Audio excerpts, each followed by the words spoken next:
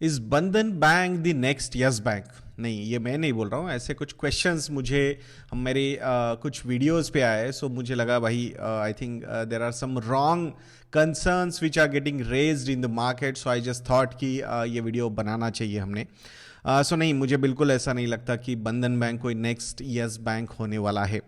First of all, Yes Bank was a wholesale lending or corporate lending kind of institution, और exactly opposite है बंधन bank. उनकी अगर micro finance lending की बात हम करेंगे तो more than 60% of their book is micro finance book. और अभी जो ये मार्केट में अंडर परफॉर्मेंस नजर आ रहा है हमें बंधन बैंक का, उसके पीछे का रीजन भी ये माइक्रो फाइनेंस की बुक ही है। दो मुझे लगता है कि I think these are troubled waters, there is no doubt, but the bank will sail through, but there would be pain रहेगा उसमें, बट पेन ऑफ मतलब बिजनेस आउट ऑफ बिजनेस जाने का नहीं है। I think uncertain quarters are going to be there, so वहां पे patience test हो सकता है अगर आप बंधन बैंक के शेयर होल्डर हो तो। सो हमने देखा है कि कोविड की जो फर्स्ट वेव आई थी उसमें अच्छा खासा डिसरप्शन ओवरऑल हुआ था बिकॉज ऑफ द लॉकडाउन्स, और सेम चीज अभी लग रहा है कि लॉकडाउन्स वापस आने वाले हैं।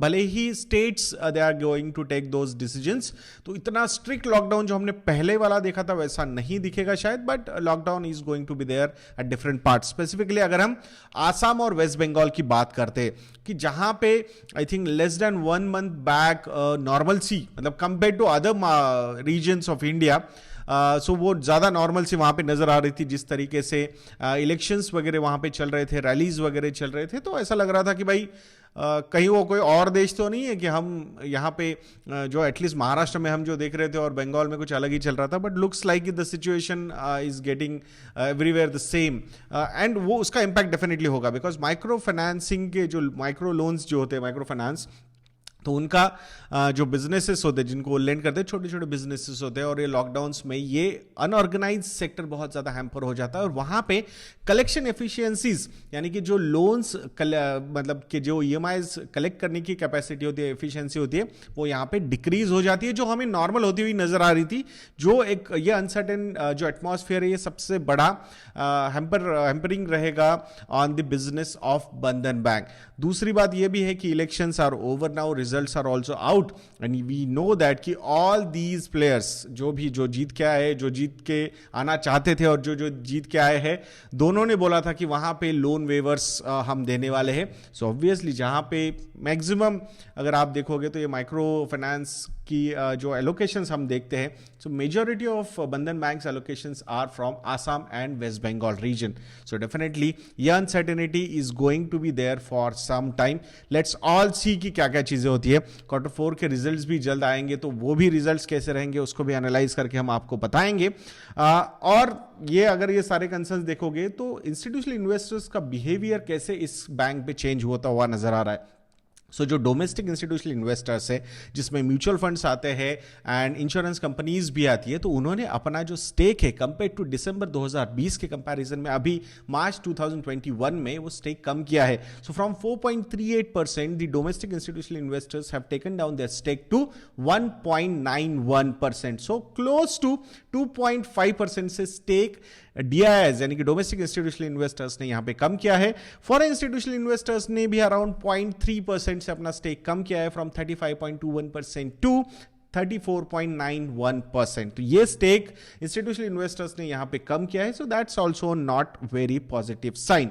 अब यहां पे हम लोगों ने देखा है कि जो रेट ऑफ इंटरेस्ट ये बैंक्स देते हैं to attract new customers, new deposits, उसकी वजह से डेफिनेटली नेट इंटरेस्ट मार्जिन्स पे इनके इम्पैक्ट होने वाला है। So falling margins and increased provisions, यानी कि जो एनपीएस क्रिएट हो सकते हैं उसके लिए प्रोविजन करना पड़ेगा बैंक्स को, जिसमें बंधन बैंक भी आएगा, तो ये भी एक तकलीफ इस बैंक को हो सकती है आने वाले समय में। सो ओवरऑल आई थिंक काफी ज्यादा कॉशियस एटमॉस्फेयर डेवलप हो रहा है regarding Bandhan bank, and that's why stock is under performing.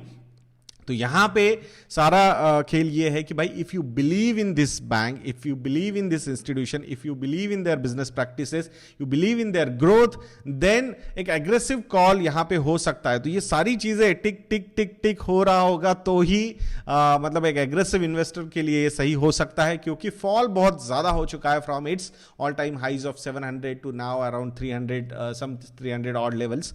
So definitely अच्छा खासा करेक्शन इस स्टॉक ने देखा है।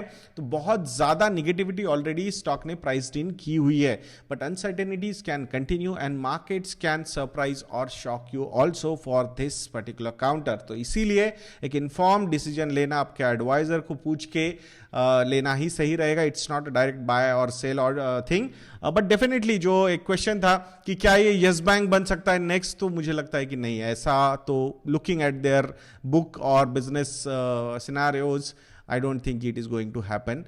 So it's my personal opinion. So let's see.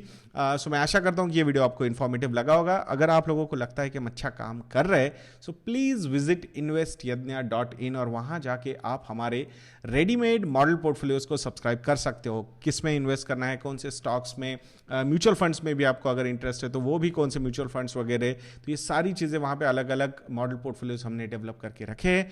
They will really help you in overall investment management. तो मैं आशा करूँगा आप investYadnya.in को विजिट करेंगे, एंड जो सत्संग चलता है अपना, तो यही प्रोमो कोड है SATSANG, you will get 30% plus discounts on our research products. तो please visit investYadnya.in and use promo code सत्संग।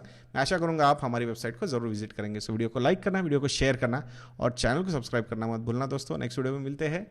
जय हिंद।